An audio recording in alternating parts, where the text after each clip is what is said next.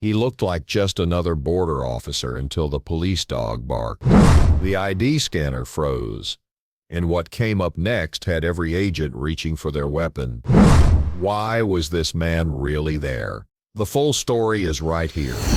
But before we roll on, tell us the name of the smartest dog you've ever met in the comments. And if you haven't hit subscribe yet, now's a good time. What's coming might just make your jaw drop.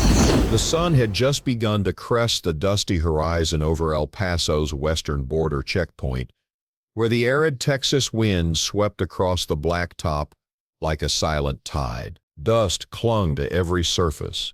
Boots, bumpers, badges. It was the kind of quiet that came before intensity. Calm but not peace. Officer Daniel Ruiz stood beside his partner of 4 years, Diesel, a sable German shepherd with steady eyes and instincts sharper than any motion detector. Diesel had trained with Homeland K9 since he was a year old. Now 6, his senses had saved lives more than once. Daniel trusted him more than any man he had served beside. The morning shift had just begun. Cars stretched in lines across the lanes as the routine vehicle and pedestrian clearance rolled into motion. This was not the busiest crossing, but it was tight, disciplined. Nothing got through without protocol. Daniel adjusted Diesel's harness, checking the straps for tension. The dog remained still, gaze fixed on the rows of waiting vehicles. Most of the time, they scanned for hidden narcotics, false compartments, or signs of human trafficking. And occasionally, very occasionally, a red flag rose with no clear explanation. They had just finished a sweep of the first row of cargo trucks when Diesel hesitated. It was not a dramatic movement, just a pause, a tensing in his back legs. Subtle, but Daniel noticed. Diesel's breathing shifted slightly.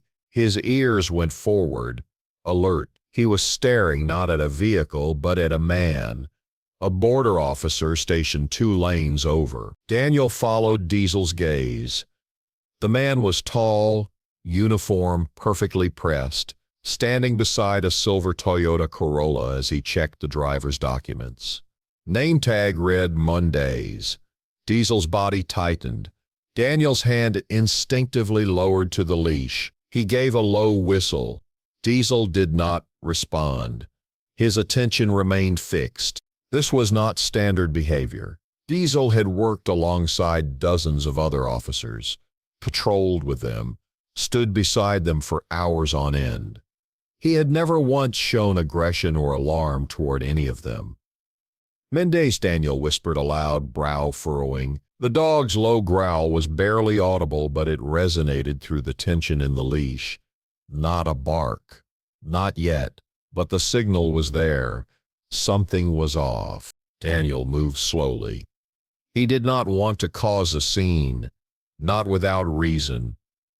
He made his way to the adjacent lane casually, greeting a fellow officer and giving a brief glance toward Mendez, who was now walking back to the kiosk with the Corolla driver's ID. The moment they stepped within 10 feet, Diesel stopped moving. Then, suddenly, he barked. Loud, sharp, not a defensive bark, not random. It was the alert bark. The trained warning Diesel only used in very specific conditions. Heads turned. Other officers looked over. Mendez turned, eyes narrowing. "Everything all right?" he asked, voice calm. Daniel nodded slowly. Dog caught a scent. "From me?" Mendez smiled, confused. "I'm just standing here." Diesel barked again. This time louder. He stepped forward, pulling gently at the leash. Daniel kept his voice even. Can I see your ID, officer?" Mendez blinked. "Excuse me?" "Just following protocol." There was a pause. The air shifted. The surrounding traffic noise faded into background static as tension rippled outward. Mendez hesitated, just a beat too long. Then, reaching into his pocket, he pulled out a badge. Daniel took it. The name matched the uniform. The photograph was close. A little older, maybe 5 years outdated. Diesel growled again. Daniel scanned the ID under the mobile verifier clipped to his belt. The screen blinked, buffering. Then the message appeared, error data not found. The pause was instantaneous, the silence deafening. One of the other officers noticed. Everything okay, Ruiz? Daniel held the ID tighter. Can you contact internal credential verification? I want this run manually. Mendez's voice dropped a note. I'm with border operations stationed at Presidio last month. That scanner must be faulty. Daniel didn't answer. The handheld device flashed again, this time in red. Do not process. Flagged profile. Daniel looked up slowly. Every nerve in his body now alert. Diesel barked a third time, sharper, more forceful. The kind of bark that ended investigations and started arrests. 2 more officers approached from the west lane. A senior supervisor, Lieutenant Grossman, stepped between the vehicles, eyes locked on the scene. Mendez, Grossman said. What's your clearance level? Mendez stared back. Level 2. My transfer papers were cleared 2 weeks ago. Which field agent signed them? The silence that followed was too long. Grossman raised a hand. Secure him. But Mendez moved. Not fast, just enough to step back. His hand hovered near his belt. Daniel dropped the ID and tightened Diesel's leash. Stay, he whispered. Then chaos broke loose. Mendez turned not toward Daniel but the nearest civilian car. His hand darted beneath his jacket. But Diesel was faster. In one lunging motion, the dog hit him full in the side, teeth clamping down on the forearm, driving him back. Mendez stumbled, struggling under the dog's weight. Officers converged, arms locked, guns drawn. Mendez hit the ground as Diesel pinned him, growling, refusing to let go until the command came. Secure, Daniel said sharply. Diesel released instantly, backing off but remaining poised, watching, breathing hard. Handcuffs clicked. Mendez, or whoever he was, stared at Daniel, his face now expressionless. Sweat beaded at his temples. The sidearm hidden under his jacket was recovered, and then the reveal came. The badge was counterfeit, sophisticated, good enough to pass almost every level of visual screening. The man was not in any government database, no border patrol, no homeland, no military history, a ghost. And yet, he had walked past 3 posts, interacted with multiple agents, blended seamlessly, until a dog caught something no one else could. They took him into holding. For the next hour, the crossing shut down. The FBI arrived, customs intel pulled every nearby log, surveillance footage was reviewed, agents called in, systems scrubbed, but it was Diesel's intervention that changed the tone entirely. This was not a trespasser, not a petty criminal. No drugs, no IDs, no motive on the surface. But something much darker was unfolding. The man had gear concealed inside his vehicle, items disguised within innocuous luggage, a military-grade encrypted radio, unusual SIM cards, thermal prints of the layout of the checkpoint facility, partial maps with handwritten annotations. All evidence pointed to one fact. This was reconnaissance. Someone had sent him to observe, to test responses, to map weaknesses. And the test almost succeeded. Almost had Diesel not barked, had Daniel not trusted his partner's instincts. The man might have passed into deeper access zones unnoticed, unchallenged. It took hours before the facility resumed normal operations. Daniel sat in the briefing room next to Diesel, who now rested quietly on the floor, eyes still alert. Supervisors debated. Theories were exchanged. Officials from 3 agencies now converged on the case. But Daniel's thoughts stayed on one thing. Why had Diesel reacted so strongly? What exactly had he sensed? The same question repeated in every mind in that room, an unspoken fear rising beneath the surface. If that man was just scouting, what was coming next? And how many more like him had already passed through? Daniel looked at Diesel, who sat up slowly, ears perking again as a knock echoed from the door. The investigation was just beginning. But Diesel's warning had changed everything. This was no ordinary day at the border, and something far more complex was unfolding, something no one had seen coming. Except the dog. The interrogation room was silent except for the ticking wall clock. Across the table sat the man still being referred to only as Mendez. His expression had barely changed since his arrest. Calm, contained, no signs of panic, no requests for a lawyer, just silence. Agents from Homeland Security and the FBI had already run his prints through every known domestic and international database. The results were chilling, no matches. His face did not trigger any red flags on facial recognition databases. He held no official identification. Nothing about him said criminal, yet everything about him screamed purpose. Trained purpose. He was in his early 40s, built lean, his posture relaxed but attentive. Under questioning, he gave nothing. Just name, rank, in a fabricated agency that did not exist.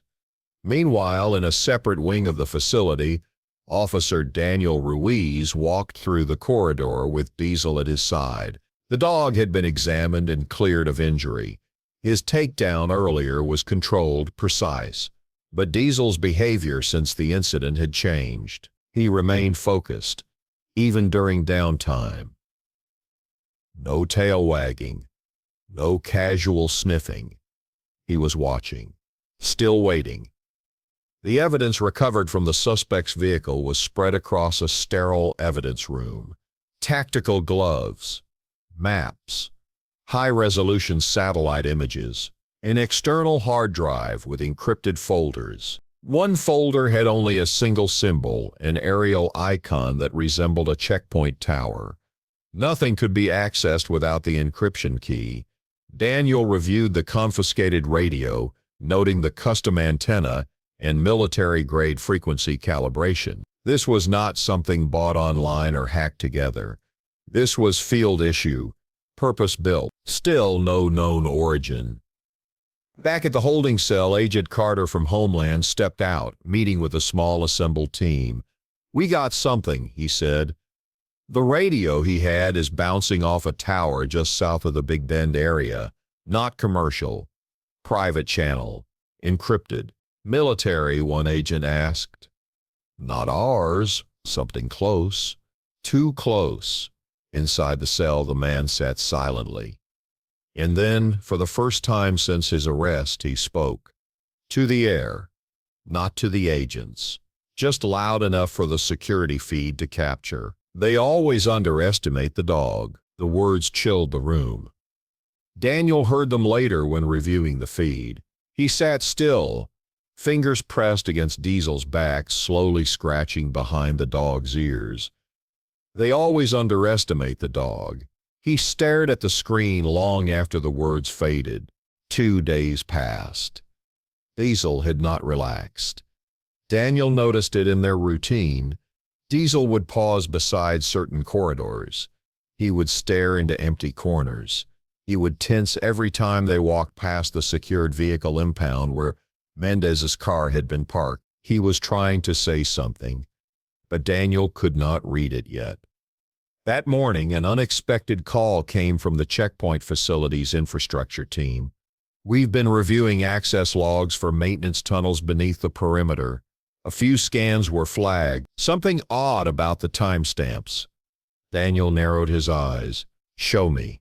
The footage showed a blurred figure moving through the underground utility tunnel system. The timestamp was from 3 days before Mendez was arrested. A man in tactical gear, no face visible, no uniform, but What stood out was the key card. He used a clearance level assigned to a name no longer in the system. The name? Mendez. Except this footage was from before the man even arrived. Someone else had used the identity first, and someone had deliberately assigned it. This was not just infiltration. This was replication. Someone on the inside had planted the false ID, scrubbed old data, and created a ghost that could walk among them. Daniel exhaled slowly. He turned to Diesel. "We missed the first one." The dog stared back, tail still, eyes sharp. "But we caught the second." By late evening, a plan was forming. They could not identify Mendez. They could not break him. But the encrypted hard drive, still locked, had pinged a signal 2 hours earlier, quietly and automatically, a passive beacon reaching out to a secondary location. That signal led to a ranch 20 miles outside Marfa, an isolated compound just off a dusty trail near the state line. No neighbors, no surveillance, no known owners on file. The team assembled quietly, federal agents, tactical K-9. One mission. Daniel and Diesel were included. Not because of formal protocol, but because Diesel was the only asset to have picked up on something no one else could. And whatever that something was, it might be there again. They rolled out at 200 hours, no sirens, no lights, just dust trailing behind unmarked SUVs. The moon hung low by the time they arrived. The compound looked abandoned. Rusted gates, faded sign, creaking windmill turning just off the main path. But beneath the stillness was something unnatural. Daniel stepped out, Diesel by his side. "Search perimeter," the commander ordered. They split into 2 teams, 4 agents each. Diesel and Daniel led Team Bravo, circling toward the back of the structure where a crumbled storage shed sat half swallowed by the earth. Diesel moved slowly, sniffing, pausing. Then he stopped, his ears pinned forward, body stiff. Then the sound came. Faint, metallic, a low hum, barely perceptible. Daniel stepped back, raising a closed fist. The team froze. Diesel moved toward the shed. Daniel opened the rusted latch, pushing the door inward. Inside, beneath a tarp, was an embedded door. A hatch. No visible hinges. Just a sealed steel square covered by layers of dirt and age. Diesel stepped forward. Placing one paw lightly against the metal, he looked up and barked. Just once. Daniel turned to the others. "We found something." The hatch was forced open 15 minutes later with tactical equipment. What they found underneath shifted the entire operation. A concealed tunnel, descending sharply, wired with power conduits, and beneath it all, walls lined with racks. Surveillance equipment, monitors, a dormant generator. This was not just a hideout, it was a station for watching the border from underground, a temporary base, lightweight, mobile, meant to be used then abandoned. The tunnel system led to 3 separate points, one of which opened just outside the federal perimeter. The man called Mendez was not here to cross. He was here to watch, to listen, to time the rotation of shifts, to map dog patrols, to log badge scans and checkpoint reactions, to feed every inch of that intel back to someone else. The deeper they searched, the more they found: encrypted drives, burned SIM cards, maps marked with names and symbols only decipherable through pattern recognition software. But what stopped everyone cold was one small photograph found tucked inside a sealed envelope. It was a picture of the El Paso checkpoint, dated 2 months earlier. In the corner, barely visible, was Diesel, caught mid-patrol, circled in red. Back at the facility, Daniel sat at his desk, the photo in his hand. It was personal. Someone had known which dog was the threat. Diesel had been targeted, not to be killed, but to be monitored, evaluated, to understand what he could detect and how. Daniel looked down at his partner. The German Shepherd sat calmly, but the eyes remained fixed on the entrance door. Still watching, still alert, still listening. Someone had planned this infiltration long before the arrest. And now the only witness they had, if he could even be called that, was the man in the cell. Still silent, still waiting. But Daniel felt it. There was more. There was a bigger play. Something was coming, and Diesel already knew it. A cold front swept through El Paso overnight, stirring clouds of dust around the border facility. The sky was overcast, and with it came a strange stillness. It was the kind of silence that often foreshadowed something being set in motion. Inside the operations wing, Officer Daniel Ruiz stood beside the observation room where the suspect, still identified only as Mendez, had been held for the past 3 days. The man had barely moved, barely spoken, refused meals, slept in shallow cycles, and always watched the camera. But something had changed. Diesel knew it first. That morning, when Daniel entered with his partner, the German Shepherd had stopped short of the holding cell door. He stood still, head low, eyes locked on the window. Then he growled. It was the same tone Daniel had first heard back at the checkpoint, the one that preceded everything. Inside the room, Mendez sat upright now, waiting. The forensic team working with the contents of the underground station had made progress. They cracked into one of the encrypted drives. The files inside were not just schematics or schedules. They were profiles. Every dog working along the southern border. Names, assignments, handler, pairings, patrol shifts. Each K9 unit had been monitored, and someone had compiled years of data. Daniel scanned the screen, scrolling past his own face, then Diesel's. Below their entry was a set of annotations dense with technical jargon. Behavioral deviation, high, untriggered alert record 3. Handler sync, full integration. Risk factor 9.810. The evaluation read like a threat assessment, except the target was not the suspect. It was the dog. At 0930 hours, an alert went out from Homeland HQ.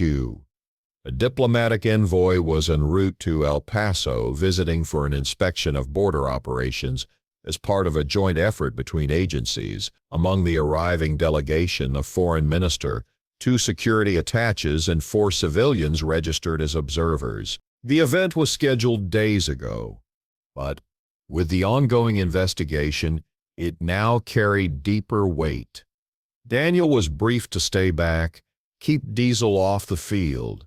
Too visible, too known. But Diesel would not sit still.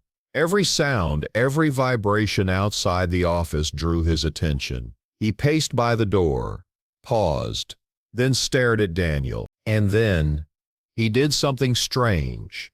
He pawed Daniel's left hand and whined.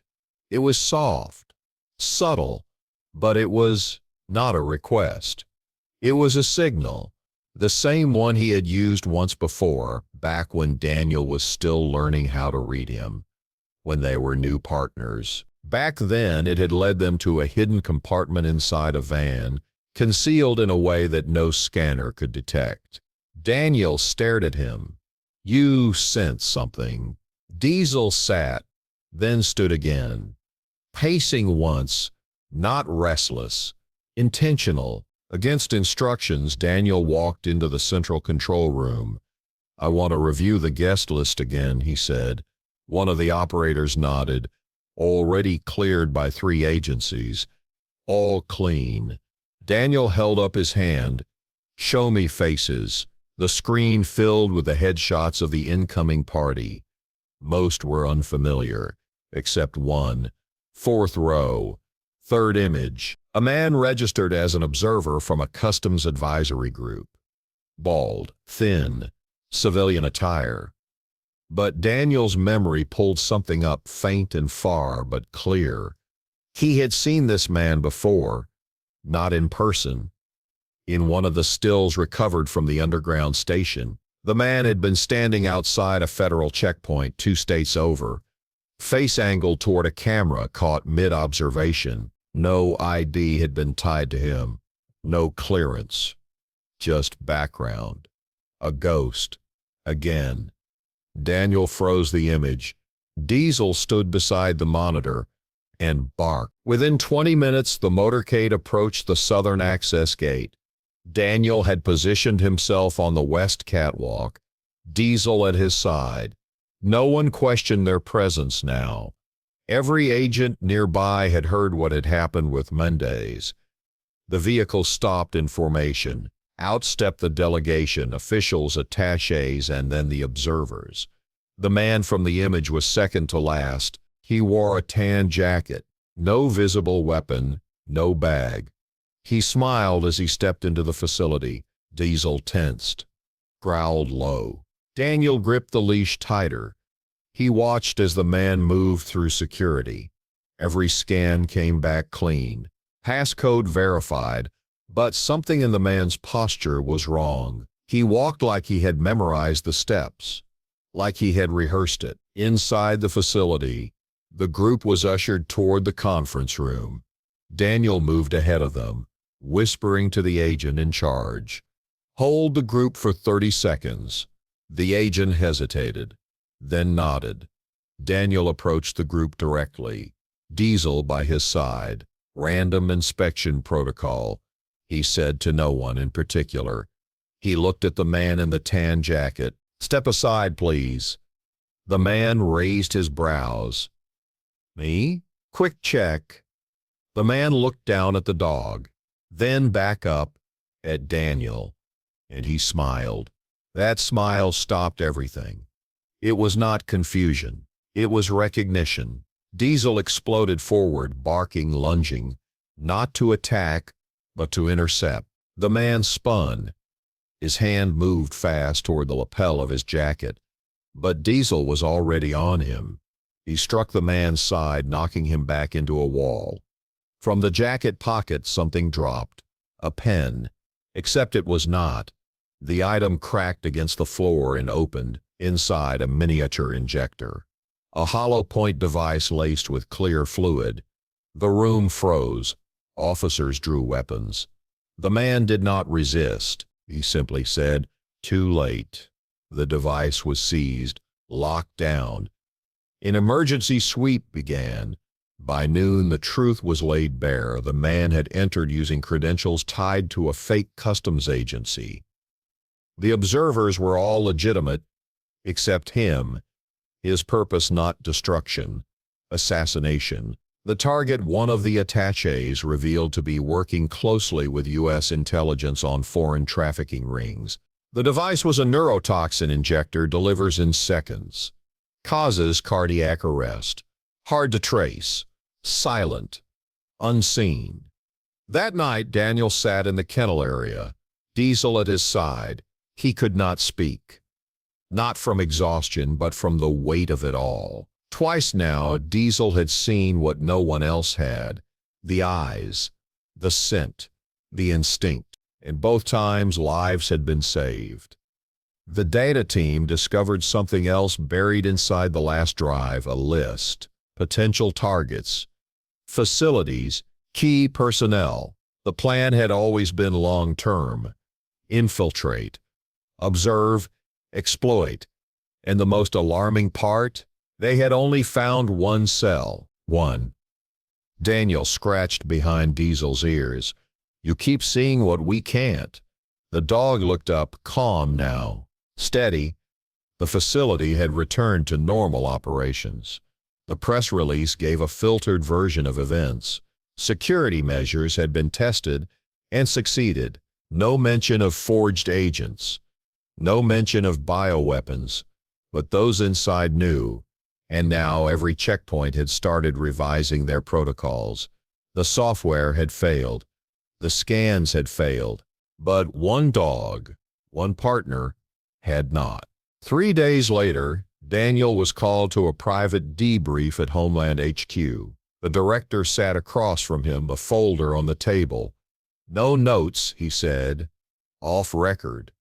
Daniel nodded. We've recommended a new classification for Diesel, the director said. Behavioral Sentinel Tier 1. Daniel blinked. That doesn't exist. The director smiled faintly. When Daniel returned to the field, everything had changed. Every time Diesel moved, officers gave way. Not out of fear, out of respect. The respect reserved for someone who saw what they never could. As they walked the lanes of the checkpoint again, Daniel noticed a new sign posted quietly at the edge of the patrol wing.